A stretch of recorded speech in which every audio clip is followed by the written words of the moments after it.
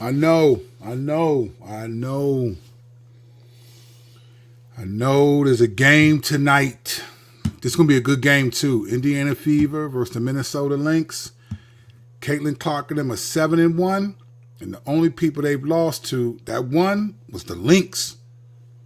It's going to be a good game. But that's not what we're talking about today.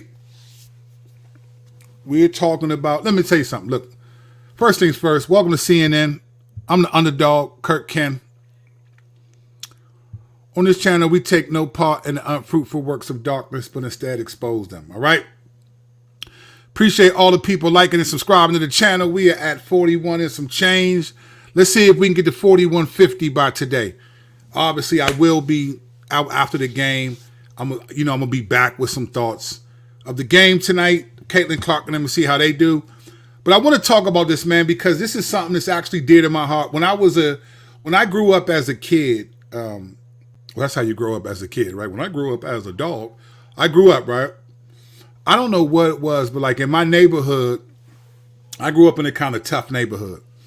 And, when you're a kid, things matter to you that don't matter to you when you're an adult. So I went to this school that was like kindergarten to second grade, and then another school that was third to sixth grade. I remember being in second grade and being like the fastest person in school. There was a couple days I was the fastest in the school. Man, that was a big deal. That was important to me, man. The things that you care about as a kid, you don't when you get older. But one of the things that, for whatever reason, in my neighborhood when we grew up, was we didn't want to be afraid. Everybody wanted to be a tough guy. Even as a kid, I grew up in a tough neighborhood, and so you kind of had to be tough. But everybody wasn't getting into fights like that. We in elementary school. But one of the ways that you proved you were tough is that you'd watch scary movies. And so I used to watch scary movies. That was my favorite genre of film when I was a kid. I used to get Fangoria magazine. Look, I'd go to 7-Eleven. I'd go get some snacks, some Now Laters, Score candy bars, some Alexander the Great, Lemonhead, Boston baked beans. I used to get all the blow pops. I get a Fangoria magazine, some Doritos, a soda, a peach Minute Maid. Man, I remember all of it. That's why I look the way I look now. But I would get these Fangoria magazines. I loved it, man. And I was known as like a kid who could watch scary movies and not be afraid. And then one day I had the dumb idea. I was maybe 8 years old. I had the very bright but actually dumb idea to watch The Exorcist by myself. And so I watched this movie by myself. And I watched it during the daytime. And I think what happens is you get fooled into thinking because you're watching it during the daytime, but you forget it becomes nighttime. And you might have to get up at 2 a.m. and use the bathroom. And then you remember everything that the movie was, right? So I watched this. I didn't sleep well for over a week. And since then, I may have never fully recovered, in the sense that I kept watching scary movies, especially demonic movies. For some reason, that was like you tough. You could watch that movie by yourself and not be afraid. As I've gotten older, I kind of have a different perspective. And some of this was a journey because when I first became a Christian, there were Christians that would talk about things like demonic portals and you can't watch this. I went to this very Pentecostal church where almost like everything was the devil, If women wore pants, it was the devil. You can't play no cards, it was the devil. Shoot, I was like, so we play Uno? Like that's satanic? Uno? Like draw four? It was just a lot. And so I didn't take seriously when people would warn about like certain things, right? I was too immature, didn't really understand what was going on. But as I gotten older, and understand spiritual warfare more and the world that we live in, right? The unseen realm and the seen realm. I understand more what some of these people are talking about. And where I used to disagree with things a long time ago and think like people are tripping. And I do still think some things are being overdone. I don't think that scary movies, particularly movies about the demonic, are being overdone.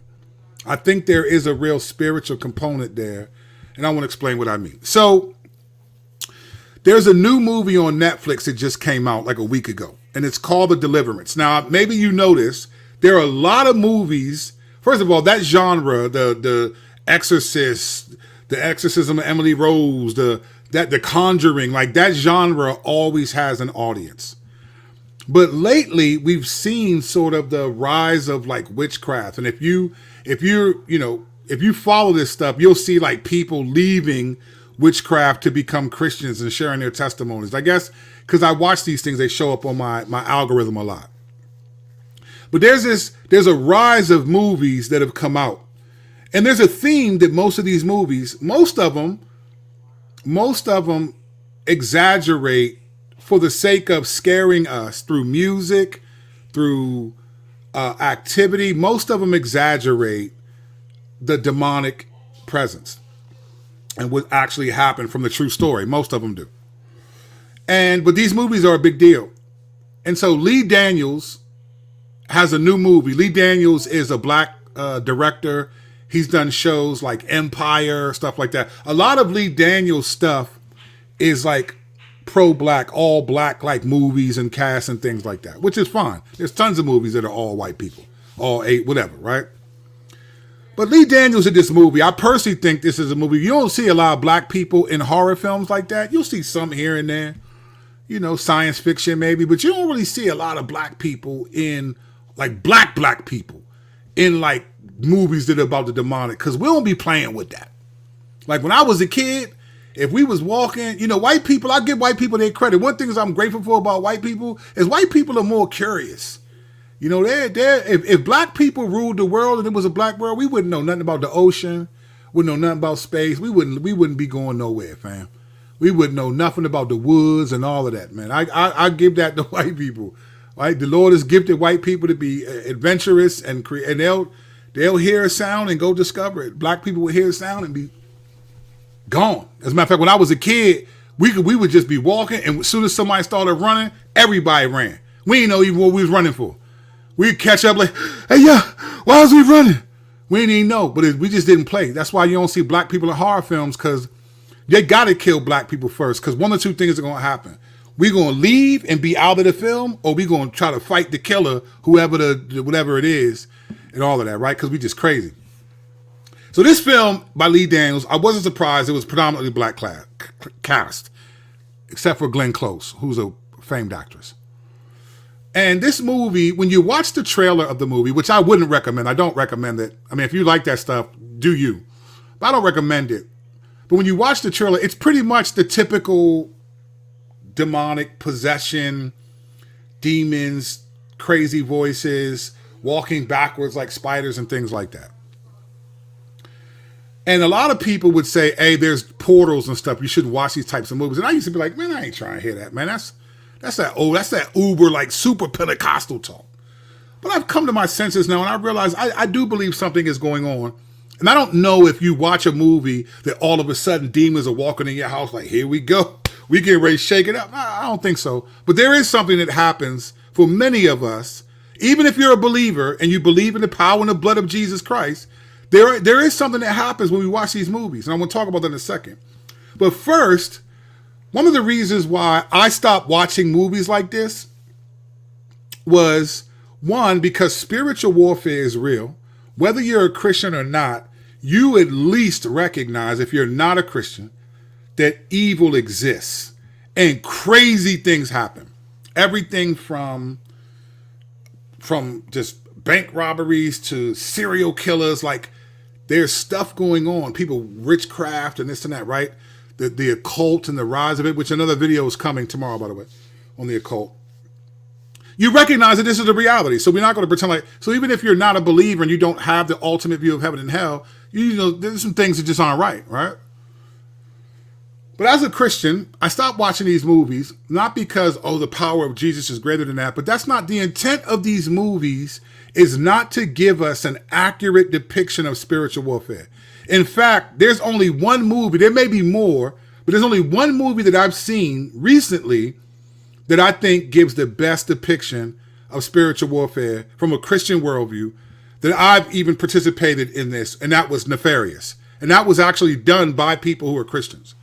One of the reasons why, I'm going to give you a couple reasons why we shouldn't watch these type of movies. One, they're mostly done by non-Christians. And let me tell you why that matters. Because they don't even have the faith in Jesus to really represent a picture where God has ultimate authority over demons. Like when we look at the Bible, right, we see Jesus was just, so look at Mark chapter 5, right? It was an area called Gennesaret, which is basically a non-Jewish area. It was what they call a Gentile in the Bible. And Jesus gets off the boat with his disciples, and he goes to an area, I believe intentionally, because word had spread that there was a guy that was possessed by multiple demons and had superhuman strength. And the Bible talks about people tried to chain him, and he rips chains off and all of this, right? He's cutting himself. He's terrorizing people. No one even wants to walk by that area because this guy they know is possessed by demons.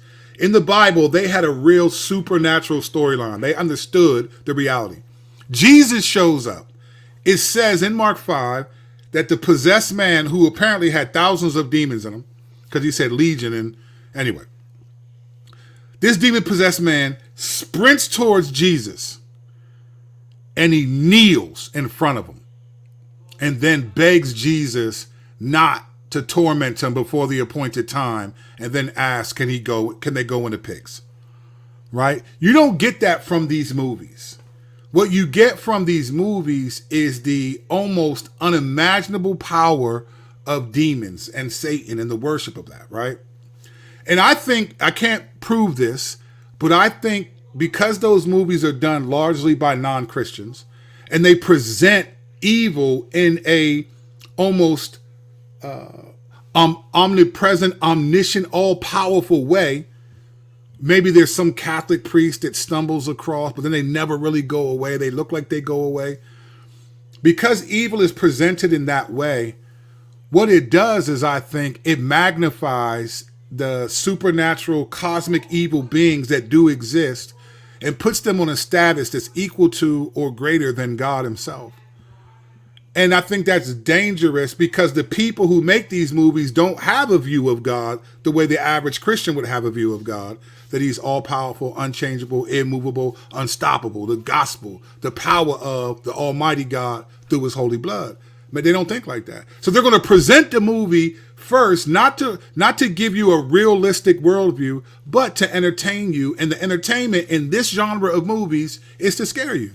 I mean, this is why, on Halloween, people intentionally go to haunted houses. I mean, when I was a kid, when I was in high school, there was this like abandoned insane asylum. And everyone said that joint was haunted. And I remember one Halloween, a bunch of us went to this joint. Well, I'm sorry. I didn't go. I was like, man, I'm sorry, man. I ain't going to that joint. So a bunch of people, or maybe I didn't go in. I was like, I'm not going in. A bunch of people went up there and went to, Halloween, you go to a haunted house, a fake one, not one that's really, but we understand that we like fear. When I was a kid, I would sit in the roller coaster, the first seat, and be ready. Like, I like that. There's an adrenaline rush. There's a reason why people tie a little small rope around their ankle and jump off a cliff and could die, because there's a thrill in that. There's a thrill when you are in control of the fear, when you make a decision that you want to be afraid for your entertainment. And that's what these movies provide on some level. The problem is that when it comes to demonic stuff, you're not always in control of your fear. Because what happens is at 2, 3 in the morning, when you get up and to use the bathroom or whatever, or at night when you're by yourself, you start to think about what you saw in that movie, and then this happens. And I'm going to come back to that.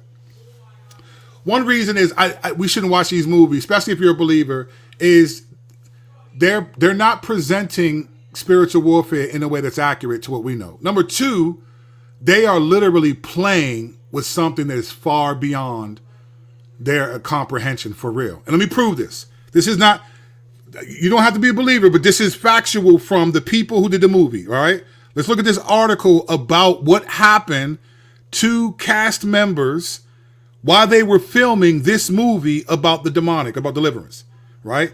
This is their story. This is not, I'm not making this up. This is them. Listen to what this says. It says, the Deliverance director, Lee Daniels, worried his horror movie, based on the true story, would be cursed. He organized prayer circles in a bid. Now, Lee Daniels, as far as I know, is not a believer. He may profess to be one, but his lifestyle sure doesn't. He said he organized prayer circles in a bid to prevent supernatural incidences. However, unfortunate things happened to the cast, including his dog dying during production. All right? Now, let me just skip to this because I thought this was interesting. Because one of the things that happens is you can check and see that there are most of the movies that do stuff like this about demonic, they always tell you about things that happen to the actual cast as a result of it. Even the guys who did Nefarious, they're believers. They talk about the spiritual opposition that happened to them. And I think they got more of it because they were telling it from a biblical worldview. But listen to what he says here. He says, referring to the Deliverance, Glenn Close went on to say, my sister is in every movie that I've ever done as my good luck charm. And she was in the scene with Glenn in the chemo scene. So apparently there's a chemotherapy scene and a demon manifests itself, right? And she's the one that sort of gave her attitude in the chemo scene. He says, and 2 days later, after being in the chemo scene, she was diagnosed with lung cancer, literally. So 2 days later, diagnosed with lung cancer, literally. Then he said, my dog died on the set. And they detail a bunch of other things, like Monique, who plays a social worker, in the 2024 added she was hospitalized after filming a scene featuring the demon. Mr. Daniels had me doing a scene, okay? You know how she talks, okay, baby? And we were outside and it was just the demon. That's how she be talking. The demon was supposed to be on top of the building. So they kept blowing this. I mean, at one point, I'm like, Lee, do we have to do this? I can't breathe. Right? And then what happens is something happens to her throat and she experiences significant illness for a time. So not only are they presenting a supernatural reality that's evil, but they're not in control of it. It's actually attacking them. And if you go back and look at like the Poltergeist, The Exorcist, there are always people that die from making these movies. Another reason why I think we shouldn't watch these movies, especially as a believer, and this is where I do agree with a lot of the people who would be considered Pentecostals or charismatic. I don't agree with everything they think about spiritual warfare, but I think there is a degree in which it opens up portals. And let me explain what I mean, because I think when you hear them say it, they make it seem like as soon as you listen to a non-Christian song or you watch a scary movie, the demons just be showing up with suitcases. Hey, we here. That's all I had to do. Listen, I'm taking that bed over there. I got that room over there. We all staying. I don't think that's what happens. Let me tell you what I think happens when we watch these movies. Even when we're doing it like I did as a kid for thrills, but I was stupid. What happens is we become afraid. We become afraid of the possibility of interacting with demons and spiritual warfare. And let me tell you something. Whatever you're afraid of, two things happen. One, you give it authority over you. And two, you don't know how to fight against it. You're not confident to fight back and fight against it. And so in the Bible, it calls it a spirit of fear. Now, when I was younger in my Christian life, I didn't really process it like that. But now I understand that. And I've dealt with spiritual warfare and understand it on a much different level, where the spirit of fear I don't think is a sort of a biblical colloquial statement. I think there is a spirit of fear that makes people, particularly believers, be afraid, especially of the demonic realm, supernatural world, all of it. It makes us afraid of it. That's why these testimonies where people have come out and they're now Christians is amazing, because many of us were afraid. We don't want to deal with that. And when we're afraid of it, it's hard to fight against it. And if you know the scriptures in 1 John 4, it says that God, that perfect love casts out all fear, understanding the perfect love of Jesus. Like, why would Jesus die on the cross brutally for you and then give you his spirit after ascending up into heaven so that you could be afraid of the very demons that are afraid of him? Remember, the demons are afraid of him. They're like, he didn't have no problem casting none of them out. They're afraid of him. They know what time it is. James says this. You believe in what James 2, you believe in one God? Good. Even the demons believe and are afraid, right? Even the demons believe and shudder. We can be afraid of the entities that are afraid of the God that we worship, if you're a Christian. So the reality is there's a spirit of fear. Being afraid is not a good thing. It can be fun and entertaining sometimes, but you ever had this happen? It's only fun when we control it, when we sit in the front of the roller coaster, when we do an extreme sport, when we jump off a bridge, and it's only fun when that happens. But have you ever had someone scare you and it wasn't in your control? You didn't choose it. You ever been at nighttime and someone come up and be like, ah, and you jump, ah, and you get afraid? What's the next thing that happens? One or two things happen. Either a relief, so a nervous like laughter, or an anger, like, don't do that. You know, that nerve, both of those responses, the anger is because you don't want to be afraid outside of your control. You didn't choose that fear. That fear chose you. You don't want to be afraid. Now, if you go do something that's supposed to be scary and you choose it, then you're accepting that. But when someone scares you and you're angry, like, don't do that, man, you almost gave me a heart attack, it's because we don't want that fear. In fact, this doesn't even have to be like scaring you. Like I remember one time, and this is to my shame, one time I couldn't find my son. I forgot, we were somewhere public and I didn't know where one of my kids were. And I was like, where? And I was, that's a parent's worst nightmare, right? And then finally I saw him, he comes around the corner, and I was so angry at him that I kind of said, don't do that, son, don't you? And then he started to cry, and I realized I was so glad to see him that he was safe, but I was angry. And you know why I was angry? Because I don't want you to make me afraid like that. I was afraid of something you did, and I want to control my fear, not you. And I was terrified that something happened to you because you did something I told you not to do. Now, I asked him for forgiveness, and that was years. We worked through that. I had to humble myself, but I was wondering, why was I so angry? It was because I'm not in control of the fear. A lot of times we like when we're in control of the fear, but when we're not, and I think when you watch demonic movies, even if you're a believer, there's a fear. I think the spirit of fear is going to battle the spirit of truth in you to make you think you should be more afraid than you should be. And all of a sudden your mind starts playing tricks on you. You're like, hey, didn't I close that door? Or like you hear a sound, it's like, man, what was that? And now you're waiting for something to pop out like Hollywood. And there's the other thing too. Lastly, we have to remember, one, that we're entertained, but this is all acting, right? It's all acting. But what makes the movie scary is all the other things. It's the slow camera angle. I don't see those angles in my house. I just turn around and look. It's the music. I don't hear no music in my house. You know what I'm saying? I don't hear none of that. It's that stuff. It's the slow turnaround. We just don't, and we think that's how it is. We're not even afraid of just the demonic element. It's all the things that they do to make you afraid as a form of entertainment. Biblically speaking, fear is not a form of entertainment. It's something that all believers should reject because it will rival the spirit of truth. And if you're not a Christian, thanks for watching. If I made you mad and you unsubscribed, thanks for how long you stayed. But if you're not a Christian, like you too don't want to be afraid. You may like some things that make you afraid, but go out on a trip and find out that there's a lion coming your way. I bet you won't be like, oh, this is all fun. You'd be terrified.